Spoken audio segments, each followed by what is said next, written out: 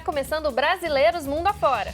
No programa de hoje, como vivem os brasileiros na Tunísia. Dica de viagem na Espanha e o depoimento de uma brasileira que morou na França. Um prato típico que mata a saudade de quem mora no exterior. No quadro Vira Mundo, curiosidades sobre a China. E um bate-papo com nossa correspondente sobre a violência nos Estados Unidos. –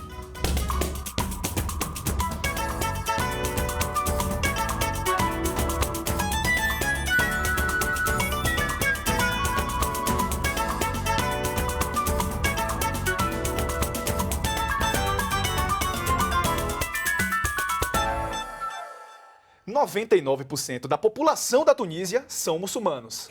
É um país diferente do Brasil, outra cultura, outros costumes. A comunidade brasileira é pequena, menos de 100 pessoas. Vamos ver o que eles acham de morar lá? Rose deixou o Brasil há quase 30 anos. Morou nos Estados Unidos, na Itália e está na Tunísia desde 95, quando o marido foi transferido para Tunis, a capital. Aí ele falou, olha, meu amor, eu acho que a gente vai mudar para Tunísia. Eu falei, aonde é isso?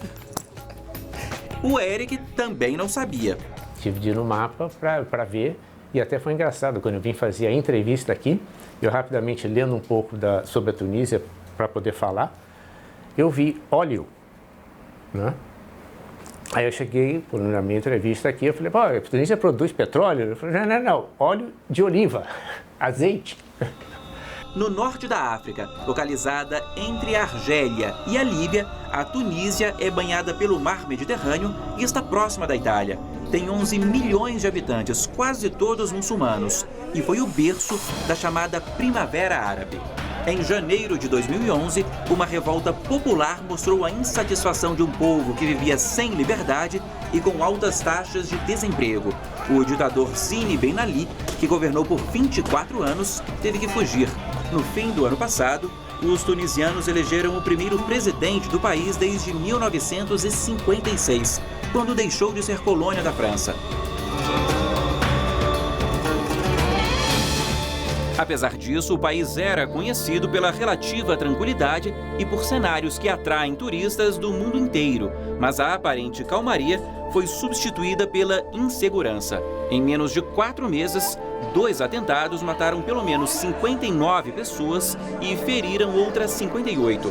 Em março deste ano, um ataque ao Museu do Bardo, uma das principais atrações de um país que depende do turismo, matou 22 pessoas, a maioria turistas europeus. E em junho, um homem abriu fogo contra hóspedes de um hotel num balneário no leste do país. Pelo menos 37 pessoas morreram. O grupo Estado Islâmico assumiu a autoria dos ataques, que assustaram quem mora no país árabe. Sim, foi muito triste e, tá vendo, a gente nunca acha que isso pode acontecer na casa da gente. Eu sempre costumo falar que aqui é a segurança que me prendeu. Então mexeu com a minha segurança realmente. A gente sentiu aquele clima de tensão, de tristeza, de decepção nos olhos das pessoas. Casada com um tunisiano, Vanderleia mora há 3 anos na capital Tunis. Ela conta que o atentado reduziu a já pequena comunidade brasileira no país. Segundo o Itamaraty, 65 brasileiros viviam na Tunísia antes dos atentados. Alguns saíram por isso, pela segurança, com medo. Sabe, já no primeiro impacto falou, não, vou embora. Não é o que pensa a Rose. Dona de um restaurante italiano, ela não pretende deixar o país. Eu sigo minha vida normalmente, eu não tenho medo, a vida tem que continuar. Eu acho que o terrorismo não é uma religião, nós temos que parar com isso. São muçulmanos, são árabes, são perigosos. Não, gente. Mas como é morar num país muçulmano? A todo tempo é te lembrado, isso é pecado. Isso é pecado, não faz isso que é pecado. A minha sogra fala comigo, pecado. Lembra muito dos nossos avós. A Rose e o Eric não tiveram problemas e dizem estar adaptados. Eles nunca me perguntaram que religião você é. Aqui não existe isso. Eles aceitam, é uma cultura milenar, a Tunísia é uma cultura enorme, de 3.000 anos. Eles são muito abertos, eles estão acostumados a ter a conviver com estrangeiros. Eles têm uma imigração aqui forte, francesa, alemã, italiana, europeia, forte. Então, são misturados.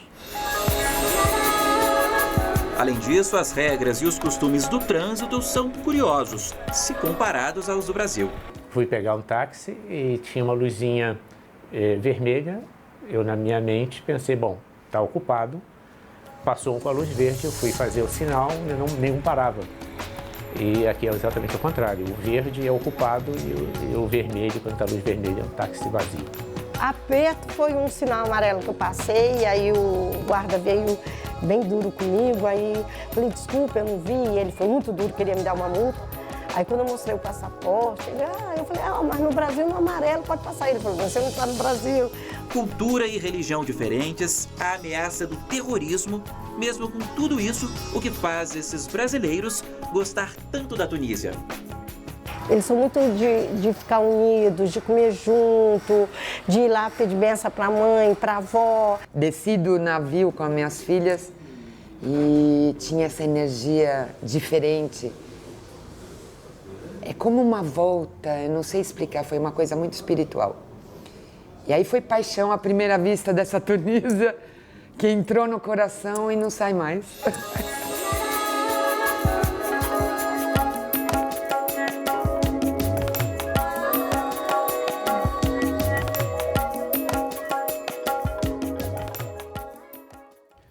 Em nota, o Itamaraty informou que a Embaixada do Brasil em Tunis não recebeu nenhum pedido de ajuda de brasileiros para deixar a Tunísia ou ser repatriado. Ainda de acordo com a nota, os serviços do país estão funcionando normalmente. Portanto, se algum brasileiro decidiu sair da Tunísia após os atentados, o fez por conta própria, sem comunicar à embaixada. Então, o número informado na reportagem de 65 brasileiros residentes na Tunísia permanece. E agora, no quadro Terra Brasílias, a visão de um estrangeiro sobre o Brasil. E hoje, quem vai dar sua opinião é um canadense, mas que fala português. Meu nome é Elias Mussalem, eu sou canadense. Tem um restaurante aqui que chama Terra Verde. Eu visito o Brasil mais que 100 vezes, porque eu estava no ramo têxtil, representante de várias empresas brasileiras. Até agora eu vou para o Brasil, fui lá mês passado. Eu amo o Brasil muito e amo brasileiros, especialmente a brasileiras. Você talvez nunca tenha ouvido falar de um lugar chamado Plan, na Espanha. É um lugarejo com pouco mais de 300 habitantes que fica na província de Huesca, perto da fronteira com a França. Pois teve uma brasileira que foi para lá e conta pra gente o que é que tem de bom no quadro Mochilão.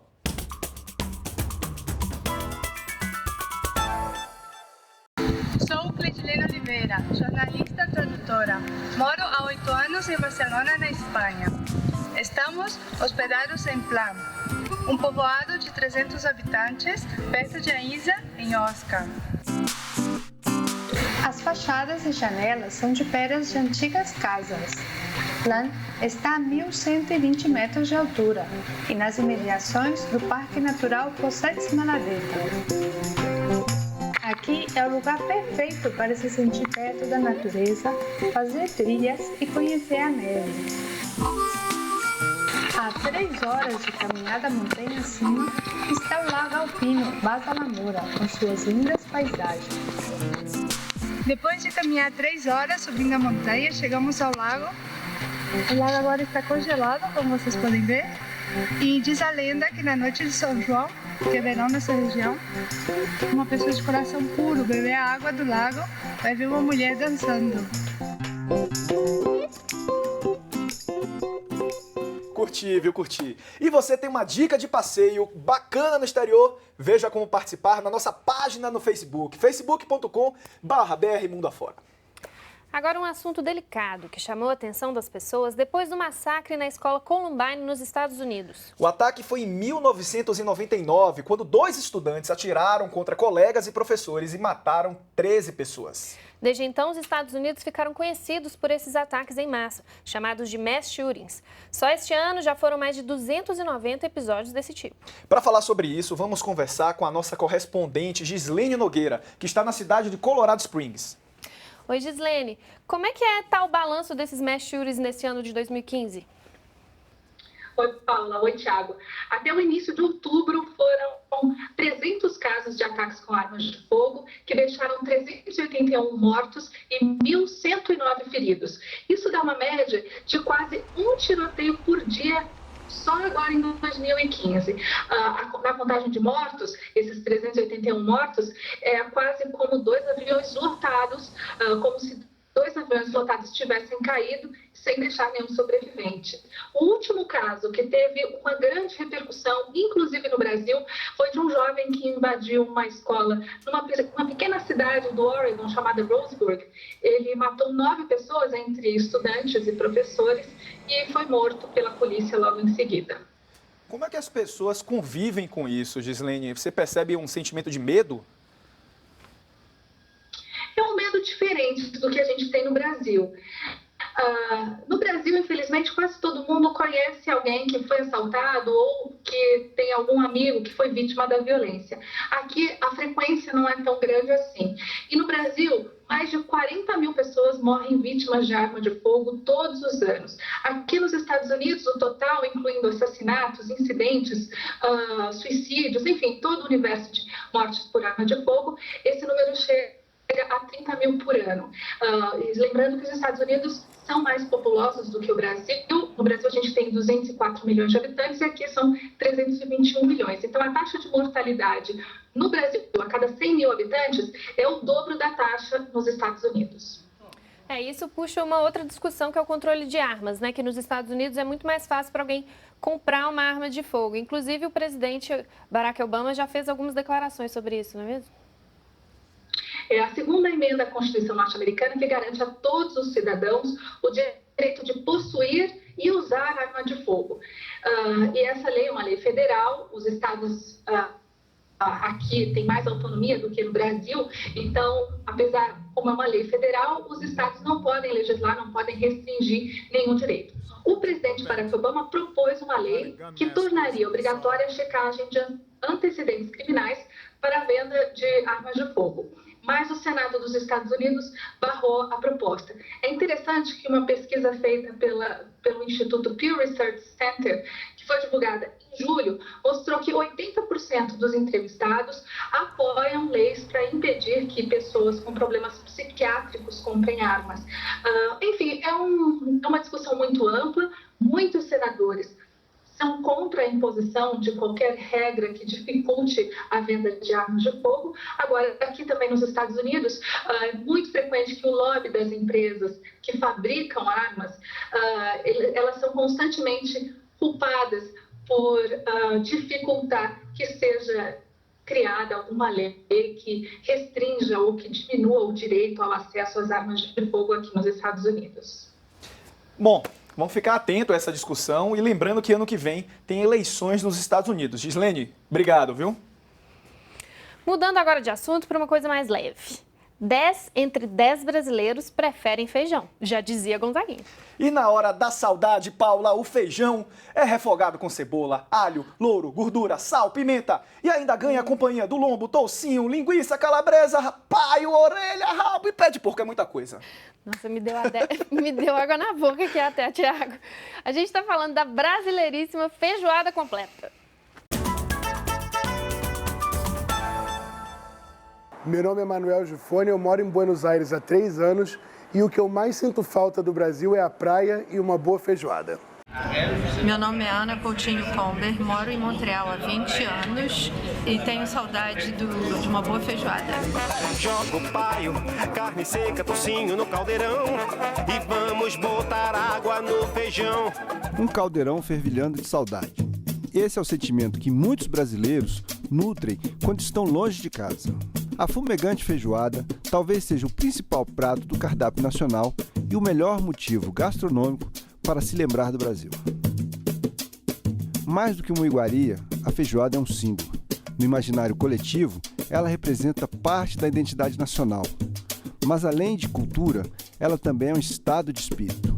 Um prato para se comer quando estamos felizes, reunidos com os amigos e familiares, nos finais de semana e nas sextas-feiras. tradição do brasileiro é feijoada na sexta-feira, no domingo, com a família, né? Então isso já está no cardápio do brasileiro. Pelo menos 1 ou 2 vezes por mês eu gosto de comer feijoada. Por que feijoada numa sexta-feira?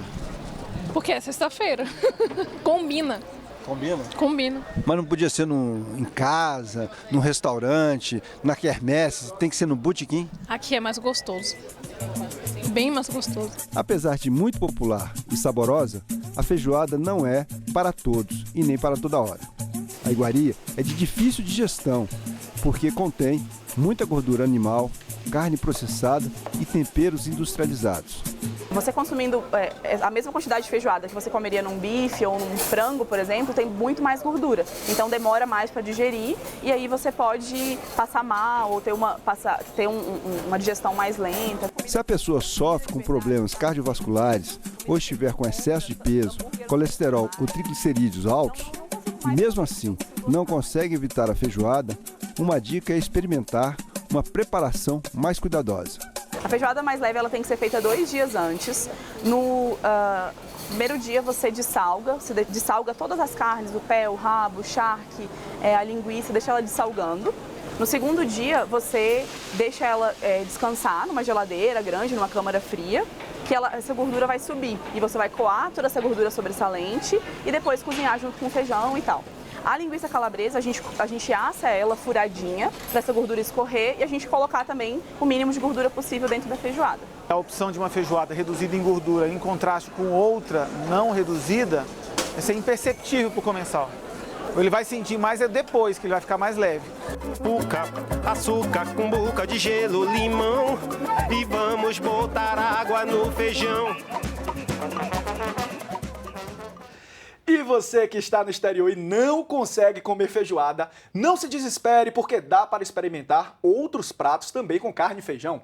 Tem quem diga que a nossa feijoada tem parentesco com cassoulet na França ou a fabada asturiana na Espanha. Em Portugal tem a feijoada à transmontana com feijão vermelho e a poveira com feijão branco. Se você provar esses pratos, manda um vídeo pra gente, dizendo se eles são saborosos mesmo, que nem a nossa feijoada brasileira. E se você sente falta de alguma coisa no Brasil, conte pra gente em vídeo, mande pelo nosso WhatsApp, o número tá aí na sua tela. E não esquece de gravar assim, ó, na horizontal. E ainda falando de comida, a gastronomia francesa é famosa no mundo inteiro. A paulista Maria Cristina Sabine aproveitou a temporada que passou em Paris para estudar em uma das melhores escolas de culinária do mundo. Ela viveu na capital francesa com o marido, um militar brasileiro, e com os filhos. Vamos ver?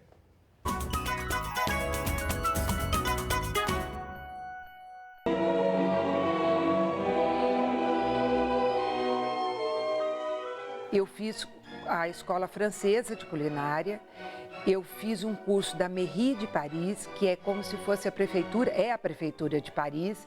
Ela oferece cursos profissionais para o estrangeiro que quer se adequar à cultura deles.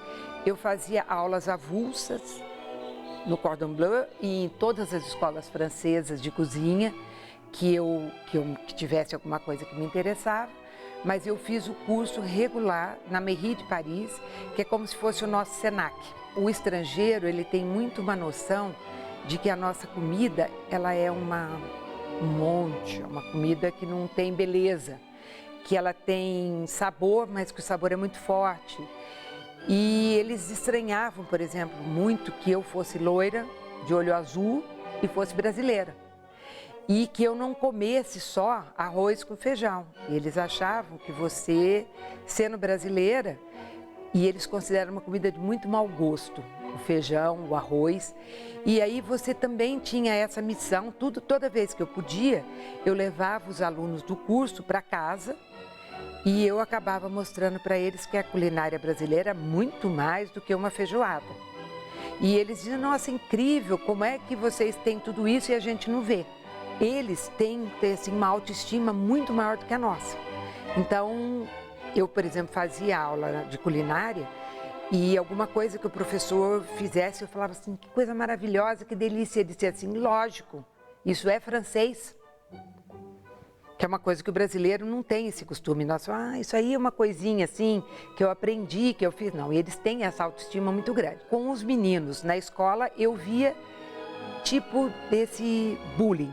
Um bullying velado. O bullying velado, por exemplo, com as meninas no carnaval. Teve um incidente até muito, assim, que eu achei foi muito triste, porque no carnaval juntaram vários meninos do mundo em volta de 3 meninas brasileiras e falaram: que horas vocês vão ficar peladas? Mas por que nós temos que ficar pelada? Não, porque hoje é carnaval e no Brasil todas as mulheres vão ficar peladas. Então, acredito que esse tipo de preconceito, quer dizer, de 2006 para cá, pode ser que muita coisa tenha evoluído positivamente, eu não posso dizer. Nessa última vez que eu vi isso de ruim. E vi muito documentário na televisão francesa que mostrava o que nós temos de pior.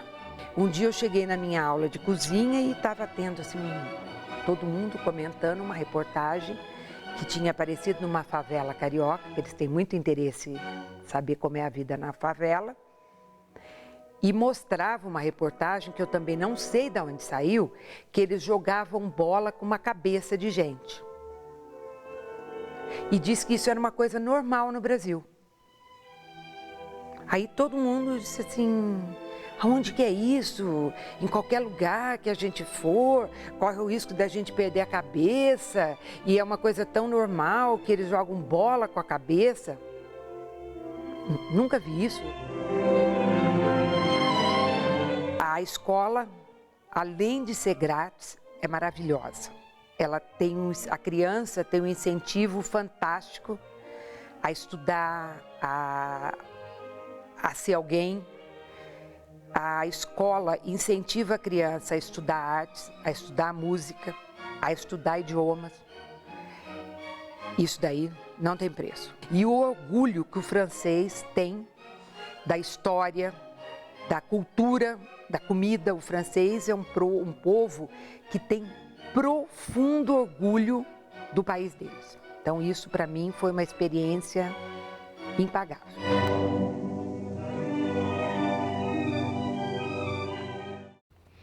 Gente, o programa hoje tá caprichando nas comidas, né? Eu tô doido pra sair daqui, ó, bater meu rango.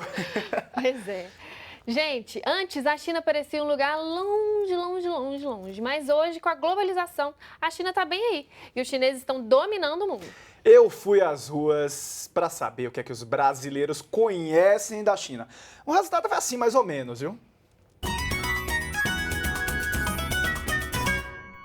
Meu nome é Fábio Freitas, sou estudante de engenharia.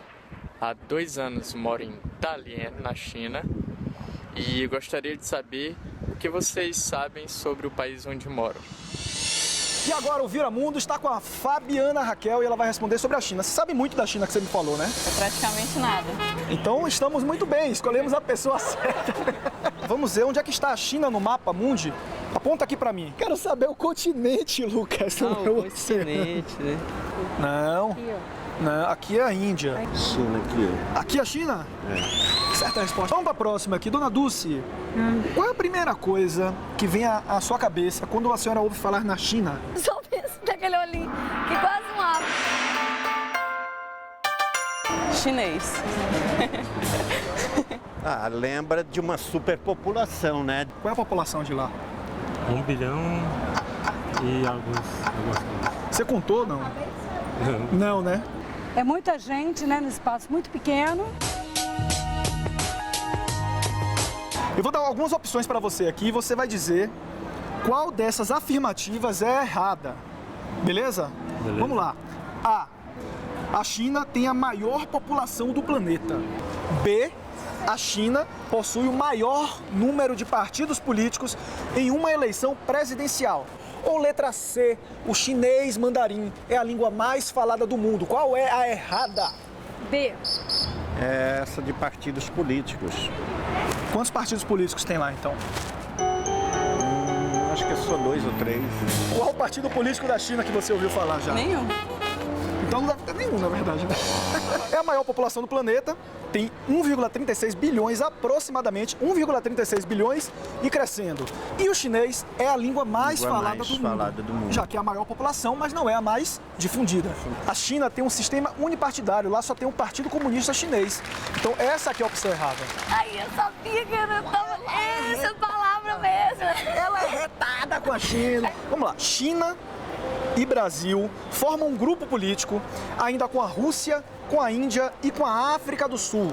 Qual é o nome deste grupo? Letra A, BIRD.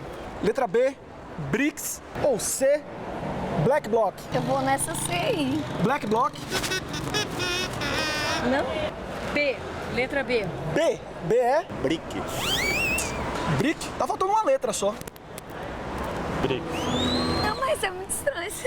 BRICS? Não pode ser BRICS, não? E se o B for de Brasil, o R de Rússia, o I de Índia, o C de China e o S da África do Sul? Aí faz mais sentido. Então pode ser esse, né? Agora, eu vou mostrar pra você alguns chineses famosos e você vai me dizer quem são esses chineses. Beleza? Era um ditador cujo nome eu não lembro. Eu não lembro o nome dele, mas eu sei. Ele já morreu. Já. Já? Ele foi um revolucionário chinês, foi presidente da China de 1949 até 1976, quando ele morreu. Nossa, é tão lindo. Não foi tão rápido assim, meu amigo? Esse que eu vou mostrar agora aqui, ele é mais jovem um pouquinho. Tem uma cara simpática, ele. Bruce Lee? Não. Não é o Bruce Lee. Ele é ator, ele é das artes marciais. Jack Chan. Jack Chan. Tchau. Tchau. Jack, tchau. Essa daqui, quem é? Não é da minha época, não, isso aí. Ixi, tá me chamando de velho, velho. Eu vou dar uma dica, né? Um personagem de videogame. Fliperama, né? Também. Chun-Li? Fácil, cara. Você jogou Street Fighter? Aham. O programa Brasileiros Mundo Afora fica por aqui. Agora participe, porque sua colaboração é fundamental. Fala com a gente, pode ser pelo Facebook, pelo e-mail brasileiros@bbc.com.br ou pelo WhatsApp no número que aparece aí na sua tela. Até semana que vem. Vamos dar tchau assim, abraçado. Tchau, tchau. Sou Inês Carnivale, moro no Panamá há 46 anos e sou mais uma brasileira no mundo. Oi, meu nome é Dani, moro em Moçambique há 17 anos e eu sou uma brasileira no mundo.